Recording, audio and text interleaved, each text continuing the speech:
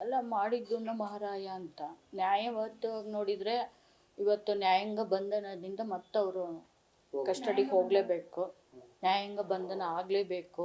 ಯಾಕೆಂದರೆ ಇವತ್ತು ಅವ್ರ ತಾಯಿ, ಅವ್ರ ಹೆಂಡತಿ, ಅವ್ರ ಮಗ, ಅವ್ರ ಸ್ನೇಹಿತರು ಎಲ್ಲ ಹೋಗಿ ಅವನು ಇದ್ದಾನೆ ಅಂತ ನೋಡ್ಕೊಂಬರ್ತಾ ಇದ್ದಾರೆ. ಆದರೆ ನನಗೆ ಯಾರಿದ್ದಾರೆ? ನನ್ನ ಮಗ ಇಲ್ಲ, ನನ್ನ ಮಗನ ಕಳ್ಕೊಂಡಿದ್ದೀನಿ. ನಾನು ಯಾರನ್ನ ನೋಡ್ಬೇಕು? ಅವನನ್ನು ತಂದು ಕೊಡ್ತಾರ? ಅವನನ್ನು ನಾನು ನೋಡ್ಲಿಕ್ಕೆ ಸಾಧ್ಯವಾಗುತ್ತಾ? ಇಲ್ಲ. ಆ ಥರ ಕಣ್ಣೀರಲ್ಲಿ ಇವತ್ತು ನನ್ನ ಕುಟುಂಬ ಕಣ್ಣೀರಲ್ಲಿ ಕೈ ತೊಳೆಯೋ ಹಾಗೆ ಮಾಡಿಬಿಟ್ರು ಇವರು. ಅವ್ರಿಗೇನೋ ತಾಯಿ ತಂದೆ ಯಾರು ಒಬ್ರು ಹೋಗಿ ನೋಡ್ಕೊಂಡು ಮಾತಾಡ್ಸ್ಕೊಂಬರ್ತಾರೆ. ಆದರೆ ನನ್ನ ಮಗನ ಯಾರು ನೋಡ್ಕೊಂಬರ್ತಾರೆ? ಅವ್ರ ಸಂಬಂಧಿಕರು ಬಂದಿದ್ದಾರೆ, ಎಲ್ಲರೂ ಬಂದಿದ್ದಾರೆ. ಅವರು ನೋಡೋಕ್ಕೆ ಸಾಧ್ಯನಾ? ಅವನಿಗೆ ಯಾರೂ ಇಲ್ಲ. ಇವತ್ತು ನನ್ನ ಮಗನ ಕಳ್ಕೊಂಡಿದ್ದೀನಿ, ನಾನು ನೋಡ್ತೀನಿ ಅಂದರೂ ಸಿಗ್ಬೇಕಲ್ಲ ಅವ್ನು ನನಗೆ. ಆದರೆ ಸಿಗ್ತಾ ಇಲ್ಲ. ಯಾಕೆ ಈ ರೀತಿ ಮಾಡಿದ್ರು ಇವರು? ಮನುಷ್ಯ ಇವರು ಅಲ್ಲ. ತಪ್ಪು ಮಾಡಿದ್ರು ಶಿಕ್ಷೆ ಕೊಡ್ಬೋದಾಗಿತ್ತು, ಕಾನೂನಿತ್ತು. ಅವ್ರು ಏನು ಶಿಕ್ಷೆ ಕೊಟ್ಟಿದ್ರು ನಾವು ಅನುಭವಿಸ್ತಿದ್ವಿ, ಅವನು ಅನುಭವಿಸ್ತಿದ್ದ. ಅದು ಬಿಟ್ಟು ಈ ಥರ ಭೀಕರವಾಗಿ ಹತ್ಯೆ ಮಾಡೋ ಅಂಥ ಅವಶ್ಯಕತೆ ಅವ್ರಿಗೆ ಇದ್ದಿದ್ದಿಲ್ಲ.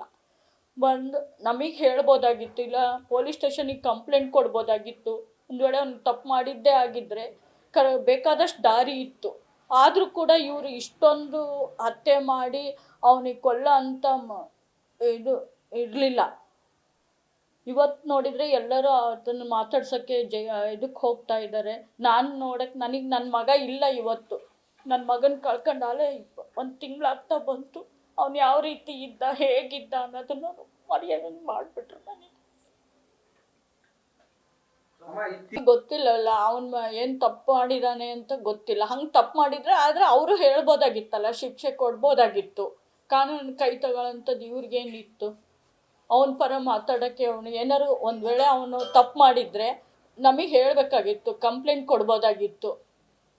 ಅದು ಬಿಟ್ಬಿಟ್ಟು ಈ ರೀತಿ ಕೃತ್ಯ ಮಾಡೋದ್ರಿಂದ ಎಷ್ಟರ ಮಟ್ಟಿಗೆ ಸರಿ ಅನಿಸುತ್ತೆ ಅವ್ರಿಗೆ ಗೊತ್ತಾಗಬೇಕಾಗ. ಅವರು ಒಬ್ಬರು ಮನುಷ್ಯ ಅಲ್ವಾ? ಸಹಿಸ್ಕೊಳಕ್ಕೆ ಆಗ್ತಿಲ್ವಲ್ಲ ನಮಗೆ. ಅವರಂತೂ ನೋಡ್ಕೊಂಬರ್ತಿದ್ದಾರೆ, ಆದರೆ ನಾವು ಹೆಂಗೆ ಸಹಿಸ್ಕೋಬೇಕು? ನಾವು ತಂದೆ ತಾಯಿಗಳು ಸಾಯೋ ತನಕ ಅವ್ರನ್ನ ಮರೆಯೋಕ್ಕಾಗೋದಿಲ್ಲ ನಮಗೆ. ನಾವು ಅವನು ನಮಗೆ ಮಣ್ಣು ಹಾಕಬೇಕಾಗಿತ್ತು. ಅಂಥದ್ದು ಇವತ್ತು ನಾವು ಅವನಿಗೆ ಮಣ್ಣು ಹಾಕೋ ಪರಿಸ್ಥಿತಿ ಬಂದ್ಬಿಡ್ತು ನಮಗೆ. ಆ ರೀತಿ ಮಾಡಿಬಿಟ್ರು ನಮಗೆ. ನಾಳೆ ಅವ್ರಿಗೆ ಕೊನೆಗಾಲದಲ್ಲೂ ನಮಗೆ ಚಿಂತೆ ಹತ್ಬಿಡ್ತು. ಮಗ ಇಲ್ಲ ಅನ್ನೋ ಒಬ್ಬ ಮಗ, ಆಧಾರವಾಗಿದ್ದ ಮಗ, ಅವನೇ ಇಲ್ದಂಗೆ ಮಾಡಿಬಿಟ್ರಲ್ಲ ಇವರು. ನಮಗೆ ಅದೇ ಒಂದು ಚಿಂತೆ ಕಾಡ್ತಾ ಇದೆ. ಸೊಸೆಗೆ ಅವಳಿಗೆ ಒಂಥರ ಮಾನಸಿಕವಾಗಿ ಅವಳು ಹಿಂಸೆ ಒಳಪಡ್ತಾ ಇದ್ದಾಳೆ. ಅವಳು ದಿನಕ್ಕೆ ಅವಳಿಗೂ ಊಟ ತಿಂಡಿ ಏನು ಮಾಡ್ತಾ ಇಲ್ಲ. ನಮಗೆ ಎಲ್ಲಿ ಏನಾಗುತ್ತೋ ಅನ್ನೋ ಭಯ ಕಾಡ್ತಾ ಇದೆ. ಅವಳು ಅದೇ ಚಿಂತೆ ಒಳಗಿದ್ದಾಳೆ. ನಾವು ಅವಳನ್ನು ಹೊರಗೆ ತರಕ್ಕೆ ನೋಡ್ತಿದ್ದೀವಿ. ಆದರೆ ನಾವಾದರೂ ಇಷ್ಟು ಅವಳ ಎದುರಿಗೆ ಅಳಬಾರ್ದು, ಅವಳ ಎದುರಿಗೆ ದುಃಖ ತೋಡ್ಕೋಬಾರ್ದು ಅನ್ನೋ ಒಂದು ಇದ್ರ ಮೇಲೆ ಸುಮ್ಮನೆ ಓಡಾಡ್ಕೊಂಡಿದ್ದೀವಿ. ನಾವು ಮಾಡಿದರೆ ಅವಳಿಗೂ ತೊಂದರೆ ಆಗುತ್ತೆ, ನಾಳೆ ಮಗುಗೆ ತೊಂದರೆ ಆಗುತ್ತೆ. ನಾಳೆ ಬರೋ ಮಗುನೇ ನಾವು ರೇಣುಕ ಸ್ವಾಮಿ ಅಂದ್ಕೊಂಡು ಕಾಲ ಕಳಿತೀವಿ ಅಷ್ಟೆ.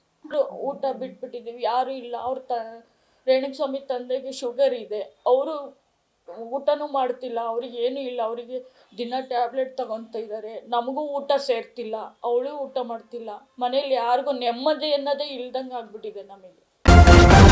ನ್ಯೂಸ್ ಫಸ್ಟ್, ನಿರ್ಭೀತಿಯಿಂದ ನಿಮ್ಮ ಪರವಾಗಿ.